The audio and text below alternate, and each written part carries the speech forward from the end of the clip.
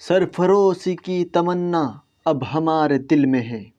देखना है जोर कितना बाजू एक कातिल में है। ये कहानी भारत के एक महान देशभक्त जिसका नाम शहीद भगत सिंह। अगर आप इनकी कुर्बानी के बारे में जरा सा भी जान लोगे तो आप देशभक्त के लिए इनसे बड़ा आपकी नज़र में कोई देशभक्त नहीं हो सकता। 23 साल की उम्र में जिन्होंने हंसते हंसते फांसी के फंदे को अपने गले को लगा लिया और साथ में इनके दो साथी सुखदेव और राजगुरु भी मुस्कुराते हुए फांसी के फंदे पर अपने प्राण त्याग देते हैं। जब इतिहास के पन्ने में शहीद भगत सिंह का नाम आता है तो पढ़ने वाले की धड़कन कुछ लम्हे के लिए ठहर सी जाती है। शहीद भगत सिंह की कुर्बानी को शहीद भगत सिंह की जीवनी को जानने के बाद अगर आप उनके बारे में कुछ भी शब्द अच्छे लिखने की कोशिश करोगे, आपके पास उनके लिए शब्द कम पड़ जाएंगे। उनकी एक ऐसी महान देशभक्ति जो देश के युवाओं में एक अलग क्रांति पैदा करती है। आखिर ये घटना क्यों और कहां से शुरू होती है, आइए इसको स्टेप बाय स्टेप समझने की कोशिश करते हैं। अगर शहीद भगत सिंह चाहते अपनी फांसी को माफ़ी मांग कर के टलवा सकते थे, लेकिन उन्होंने ऐसा नहीं किया। जैसा आपने सुना होगा, सावरकर जी ने अंग्रेजों से अपनी रिहाई की माफ़ी मांगी थी, पेंशन ग्रहण की थी, लेकिन शहीद भगत सिंह ने इन सब की परवाह न करते हुए अपने देश की परवाह की और अपने बलिदान की आहुति देश के समर्पित कर दी। उनका मानना था जिंदगी अपनी जिम्मेदारियों पर जी जाती है, दूसरों के कंधे पर तो जनाजे उठा करते हैं। शहीद भगत सिंह की विचारधारा गांधी जी से बिल्कुल विपरीत थी। शहीद भगत सिंह का मानना था अगर हमें आज़ादी चाहिए तो ईंट का जवाब पत्थर से देना होगा। वो कहते थे जब शक्ति का दुरुपयोग होता है तो हिंसा बन जाती है, लेकिन जब शक्ति का प्रयोग सही रास्ते के लिए होता है तो वह न्याय का एक रूप बन जाती है। शहीद भगत सिंह लिखते हैं, मेरे सीने में जो जख्म है वो सब फूलों के गुंछे हैं। हमें तो पागल ही रहने दो, हम तो पागल ही अच्छे हैं। शहीद भगत सिंह का जन्म 27 सितंबर सन 1907 को पंजाब के जिला लायलपुर के गांव में बंगा गांव में सिख समुदाय में जन्म लिया। बंगा गांव वर्तमान में पाकिस्तान में स्थित है।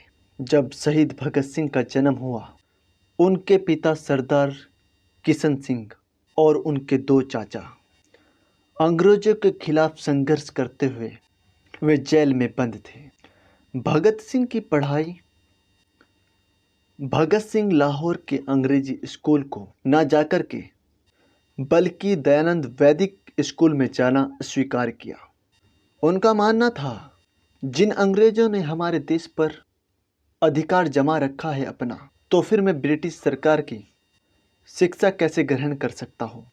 वर्ष 1919 जब वे 12 वर्ष के थे, उस समय जलियांवाला बाग हत्याकांड हुआ। उस कांड में बहुत से बेगुनाह लोगों को मार दिया गया और शहीद भगत सिंह ये घटना सुनकर अचंभित रह जाते हैं। ये अपने आप से प्रण ले लेते हैं, देश के लिए मर मिटने को तैयार रहने की कोशिश करने लगते हैं। इसलिए उन्होंने 14 वर्ष की आयु में अंग्रेजों को मारना शुरू कर दिया था। वे हमेशा से गांधी जी के अहिंसक होने का विरोध करते रहते थे। उसी कुछ समय बाद जब चोरी चोरा कांड होता है, उस समय वे अपनी पढ़ाई कर रहे थे, लेकिन जब चोरा चोरी कांड की घटना को उन्होंने सुना तो शहीद भगत सिंह चोरा चोरी कांड के घटना स्थल पर जाकर के वहाँ की मिट्टी को इकट्ठा करके और अपने आप से कसम खाते हैं, उस मिट्टी को अपने घर लेकर आते हैं। अब मुझे सिर्फ और सिर्फ अपने देश के लिए ही लड़ना है अंग्रेजों के खिलाफ। सरफरोशी की तमन्ना अब हमारे दिल में है, देखना है जोर कितना बाजू एक कातिल में है। कसम खाने के बाद शहीद भगत सिंह ने युवाओं को इकट्ठा करना शुरू कर दिया था और एक मुख्य अभियान शुरू किया, जिस अभियान में वे युवाओं को कहते थे ईंट का जवाब पत्थर से देना होगा। और इस बात से युवा बहुत प्रभावित हुए शहीद भगत सिंह की बात से, जब जाकर के उन्होंने एक बहुत महान क्रांति को अंजाम दिया। साल आता है मई सन 1927।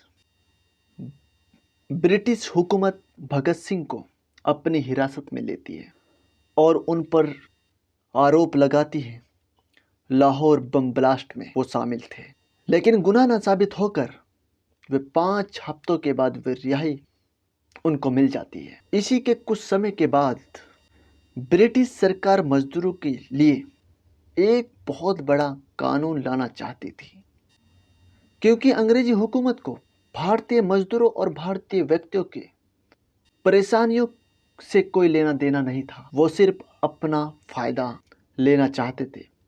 भारतीय शहीद भगत सिंह के दल को ये बात बिल्कुल भी मंजूर नहीं हुई, क्योंकि वे मानते थे देश के लोगों की गुलामी के कारण हालात बहुत कमज़ोर हैं और वे चाहते थे ये हालात देश के लोगों के और ख़राब हम नहीं देख सकते। इसीलिए उन्होंने एक बहुत बड़ा कदम उठाते हैं अपने देश के लिए, अपने देश की जनता के लिए, अपनी देशभक्ति के लिए। आइए जानते हैं क्या कदम था वो। जो बिल अंग्रेजी ब्रिटिश सरकार लाना चाहती थी मजदूरों के लिए, आखिर वो तारीख करीब आ ही चुकी थी। वो तारीख थी 8 अप्रैल 1929 को। असेंबली में शहीद भगत सिंह भी मौजूद थे और शहीद भगत सिंह ने भरी असेंबली में बम फेंकना शुरू कर दिया था। इस बम फेंकने का मकसद शहीद भगत सिंह का ये नहीं था किसी की जान ली जाए, बल्कि यह उद्देश्य था उनका ब्रिटिश सरकार इस घटना को देखकर घबरा जाए और इस तरीके के किसी भी काम को ना करे जो भारतीयों को नुकसान पहुंचा सके। देखो 23 साल का लड़का कितने अच्छे विचार रख के अपने समाज के लिए, अपने देश के लिए क्या कुछ करने के लिए अपनी जान की परवाह करे बगैर अकेला असेंबली में खड़ा होकर के ब्रिटिश सरकार को ललकार रहा है। देखो कितना महान व्यक्ति था वो। सलाम है उनको, ऐसे महान देशभक्तों को। असेंबली के अंदर ही शहीद भगत सिंह ने अपनी गिरफ्तारी को अंग्रेजों को दे दी। उनका मानना था ताकि ये बात पूरे देश को पता चले और देश के युवाओं में एक देशभक्ति का जुनून पैदा हो, अपने हक और अधिकार के लिए, अपने देश के लिए लड़ सके। ये सच में उनका बहुत महान विचार था। सलाम किया जाता है, जितनी बार उनको सलाम किया जाए, सैल्यूट है इस महान देशभक्त को। आखिर वो लम्हा करीब आ ही गया था जब शहीद भगत सिंह अपने देश के लिए अपने प्राण त्यागने को तैयार हो गए थे। वो तारीख शाम के 7:30 बजे के लगभग 23 मार्च सन 1931 को फांसी दे दी जाती है और ये घटना हमारे देश के लिए बहुत दर्दनाक थी। एक 23 साल का लड़का अपने देश के लिए अपने बलिदान को देने को बिल्कुल हिचकिचाता नहीं है और वो फांसी का फंदा मुस्कुराते हुए और साथ में उसके दोस्त फंदे को चूम लेते हैं और अपने प्राण को त्याग देते हैं। इन शहीद देश, अगर आपको इस कहानी में जरा सी भी रुचि और इनकी कहानी में जरा भी मज़ा आया हो या आपके अंदर देशभक्ति जागी हो, तो शहीद भगत सिंह के देशभक्ति के लिए, ऐसी और वीडियो के लिए देश को, मेरे चैनल को सब्सक्राइब करें और शेयर करें, ताकि शहीद भगत सिंह की इस जीवनी को हर भारतीय के दिलों तक और हर भारतीय को जानना जरूरी हो, ताकि वो अपने देश के लिए किस तरीके से क्या क्या कुर्बानी दे सकते हैं। आखिर में सिर्फ इतना ही कहूँगा, व्यक्ति को कुचलकर कभी भी विचारों को नहीं मारा जाता। जय हिंद।